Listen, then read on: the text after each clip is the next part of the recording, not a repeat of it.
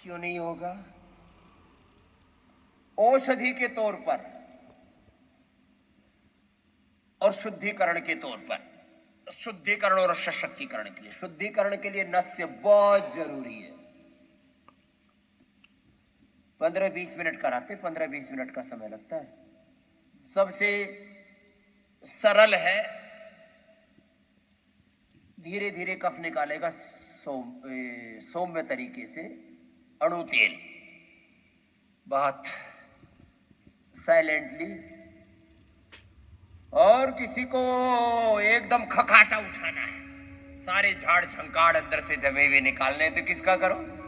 ज्योतिषमती का कर लो, पड़ोसियों का भी कफ निकल जाएगा।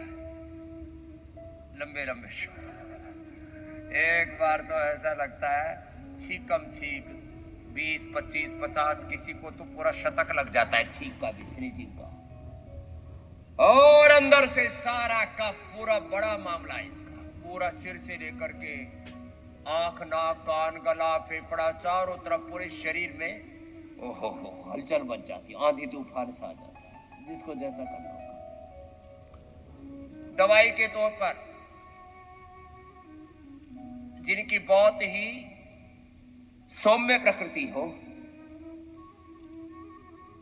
नाजुक सी, जो नाजुक से बहुत सेंसिटिव लोग हैं, उनके लिए ब्राउन कोम, छोटे बच्चों को एक एक, एडल्ट को 2-2, और ज्यादा ही उपद्रव हो रखा है कफ का तो 3-3 गोली खाओ, और 4-4 खा लो।